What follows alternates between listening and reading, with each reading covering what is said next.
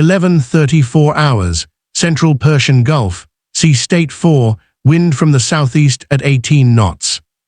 Visibility 7 nautical miles, reduced by haze and thermal shimmer common to midday operations in this latitude. Surface temperature 28 degrees Celsius. Radar propagation conditions degraded due to atmospheric ducting. At that hour, multiple U.S. Navy watch stations recorded the departure of 7 Iranian fast attack craft from a coastal garrison near Bandar Abbas. The vessels, Islamic Revolutionary Guard Corps Navy Boghammer-class boats, each mounting heavy machine guns and crew-served weapons, accelerated to speeds exceeding 40 knots on an intercept course toward a U.S. logistics vessel transiting international waters under coalition escort. Facts first. The Iranian craft did not fire weapons during initial approach. They did not enter a declared exclusion zone. They did not violate sovereign boundaries recognized under international maritime law. However, their speed, formation geometry, and aggressive maneuvering created a tactical problem requiring immediate command decision. Threat assessment came second. IRGCN, fast attack craft operating in swarm tactics, have historically functioned as asymmetric sea denial tools, designed to overwhelm defensive response through numerical saturation and proximity. Intimidation. U.S. operational commanders classified the intercept attempt as a deliberate probe of escort reaction protocols under rules of engagement that assume hostile intent when multiple contacts close at high speed. No weapons were initially armed aboard U.S. vessels. No air support was scrambled on alert status. For nearly 12 minutes, the situation remained a tactical geometry problem managed through positioning and communications. That changed at 11:46 hours when the lead Iranian craft ignored multiple radio warnings and closed to within 800 meters, a distance where evasive maneuvers become difficult and defensive weapons. Engagement becomes necessary under doctrine. What followed was not improvisation. It was the systematic application of layered defensive doctrine designed to deter, delay, and if necessary, disable aggressors operating inside compressed decision environments. The intercept did not fail because Iranian forces lacked capability. It failed because U.S. doctrine had evolved specifically to counter this threat profile through procedural escalation that removes decision ambiguity 72 hours earlier. In the days preceding the intercept attempt, regional intelligence indicators suggested increased IRGCN activity consistent with what Fifth Fleet Command categorizes as routine harassment operations, actions designed to contest U.S. maritime presence without crossing thresholds that would justify large-scale retaliation. Iranian coastal radar installations increased search patterns. Fast attack craft conducted high-speed maneuvers in waters adjacent to commercial shipping lanes. Radio traffic analysis indicated heightened coordination between shore-based command and maritime units, suggesting planned operations rather than opportunistic encounters. From Tehran's perspective, the strategic objective appeared consistent with established doctrine: demonstrate ability to contest sea control in littoral waters, complicate coalition logistics operations, and signal resolve without triggering disproportionate response. IRGCN fast attack craft represent low-cost, high-visibility assets capable of generating tactical complexity through sheer numbers. The U.S. logistics vessel in question, a dry cargo ship supporting coalition sustainment operations, was transiting a well-established corridor under escort by an Arleigh Burke-class guided missile destroyer. The formation operated under standard presence operation protocols, emphasizing freedom of navigation while maintaining defensive readiness proportional to assessed threat levels. Coalition sensor architecture in the region included maritime patrol aircraft, shore-based radar correlation through partner nations, and networked command coordination through Link 16 data fusion. The operational environment was not permissive, but it was well understood. IRGCN planners believed swarm tactics executed at high speed would create decision pressure, forcing the U.S. formation to either alter course, demonstrating tactical initiative belonged to Iran, or maintain course while accepting proximity risk. U.S. commanders operated under doctrine developed after multiple similar incidents. Layered response escalation, beginning with non-kinetic deterrence, progressing through warning shots if necessary, and culminating in disabling fire if hostile intent was demonstrated through failure to comply with lawful orders. Both sides entered the engagement window with clear expectations. What neither side fully anticipated was how procedural discipline would determine the outcome independent of individual courage or tactical skill. 11:26 hours. The first indication of unusual activity came not from radar, but from pattern analysis. U.S. sensors detected multiple small craft departing Bandar Abbas on similar headings, a signature consistent with coordinated operations rather than routine patrol dispersion. Maritime patrol aircraft repositioned to maintain observation. The destroyer's Combat Information Center correlated tracks and assessed probable intercept geometry. No immediate defensive posture was assumed. Doctrine allows observation before escalation. 11:34 hours. The Iranian craft accelerated. Speed increased from 25 knots to over 40 knots. Formation spacing tightened into a tactical pattern designed to approach from multiple vectors simultaneously. Classic swarm doctrine intended to overwhelm point defense systems through saturation. U.S. command response followed established procedure. The destroyer positioned itself between the Iranian craft and the logistics vessel, creating a defensive barrier. Radio warnings were transmitted on international distress frequencies in English and Farsi. Iranian vessels, this is United States Navy warship on your starboard bow. You are approaching a coalition formation conducting lawful operations in international waters. Maintain minimum separation of 1,500 meters. Acknowledge immediately. No response. 11:38 hours. The Iranian formation continued closing. Separation decreased to 2,000 meters. At that range and speed, time to contact was under 3 minutes. This was the first decision point. Under rules of engagement, commanders could authorize warning shots, weapons fire directed away from targets to demonstrate resolve and capability. The decision required balancing deterrence value against escalation risk. The destroyer captain chose escalation. At 11:39 hours, a .50 caliber machine gun fired a short burst into the water 200 meters ahead of the lead Iranian craft. The sound was unmistakable. The message was clear. The Iranian formation did not alter course. 11:42 hours.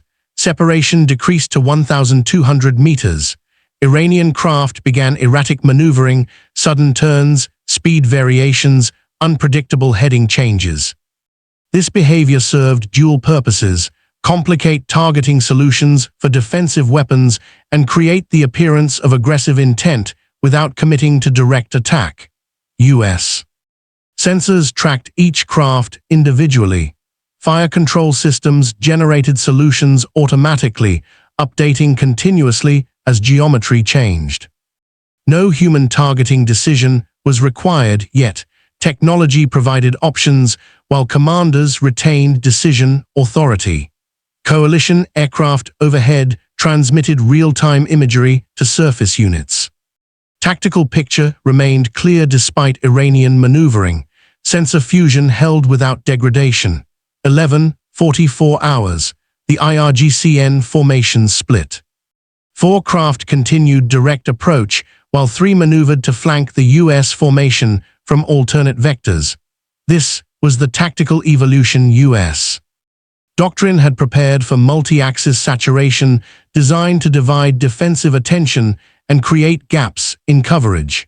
The destroyer responded with procedural precision. Defensive weapons systems were activated but not fired. Additional warning shots were authorized. Radio communications intensified, now including explicit warnings of defensive action if compliance was not immediate. Iranian craft ignored all warnings. 11:46 hours. This was the close call, not because technology failed or courage wavered, but because doctrine compressed decision-making into binary choices. Continue closing and accept defensive fire. Maintain course and justify U.S. escalation. Either option served Iranian strategic communication objectives while exposing tactical forces to disproportionate risk. At 800 meters separation, the lead Iranian craft crossed the threshold where defensive action transitions from authorized to required under rules of engagement. Commanders no longer had discretion to wait. Doctrine mandated response. At 11:47 hours, the destroyer's close-in weapons system engaged. The major reveal was not what the defensive systems could do. It was how Iranian tactical execution failed to account for U.S. procedural evolution. The Phalanx close-in weapons system, a radar-guided 20mm Gatling gun designed for missile defense, engaged the lead Iranian craft with a 3-second burst. The weapons system did not require human targeting. Radar tracked the approaching vessel. Computer calculated intercept.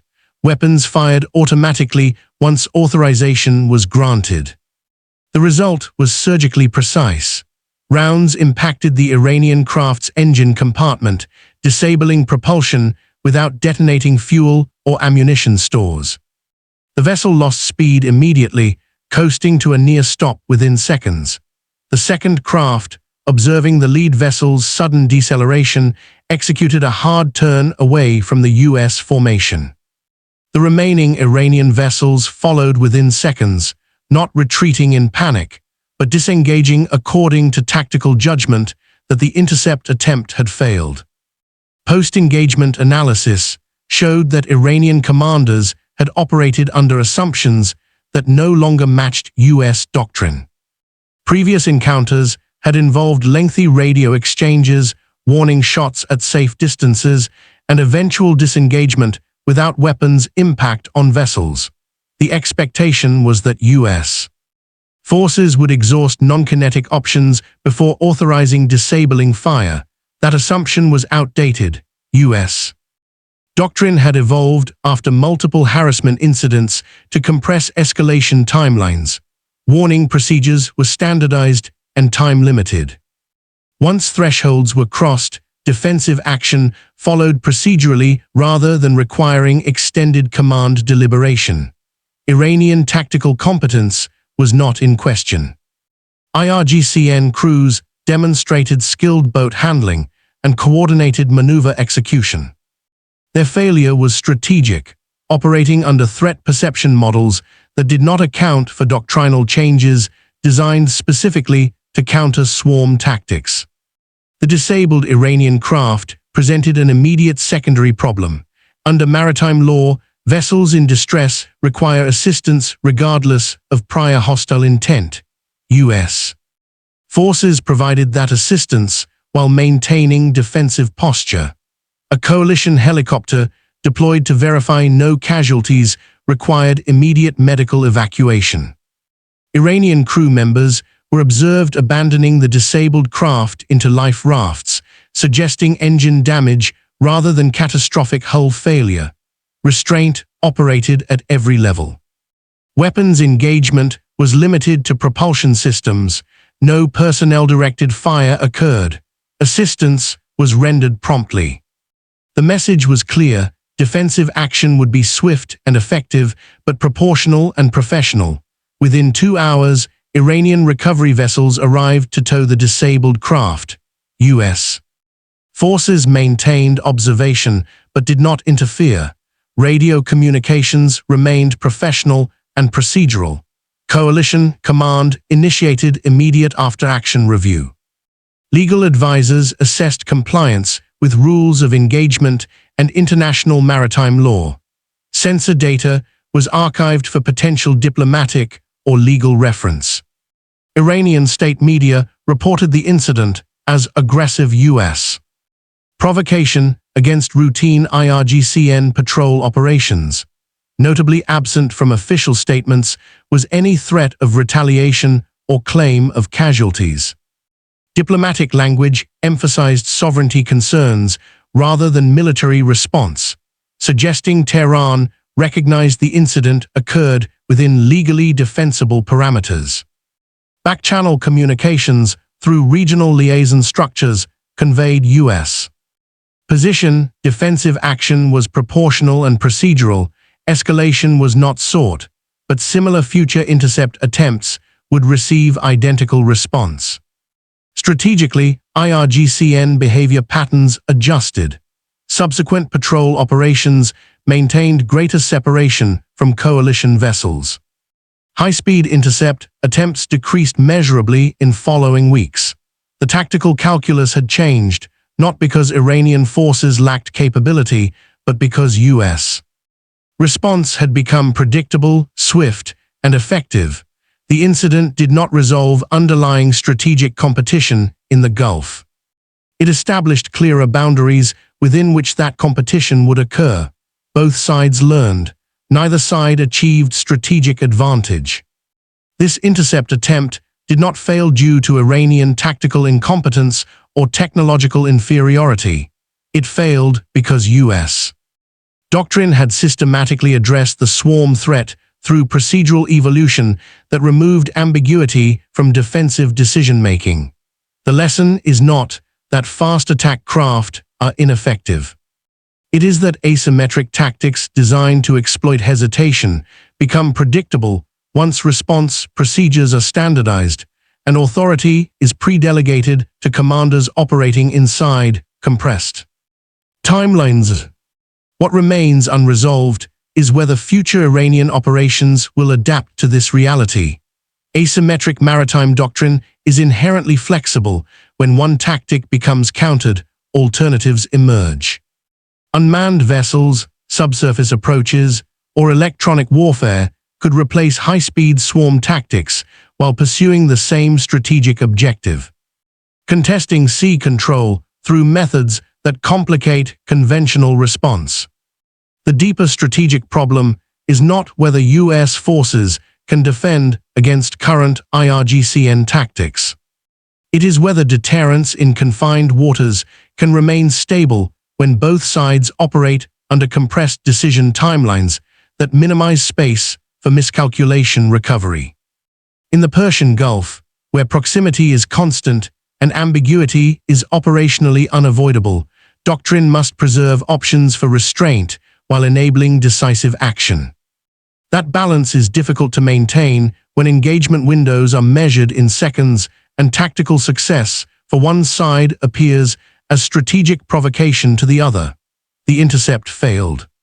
But the conditions that produced it persist. Does procedural escalation doctrine reduce the risk of miscalculation in swarm scenarios, or does it eliminate the decision space that allows tactical incidents to de-escalate before becoming strategic? Crises.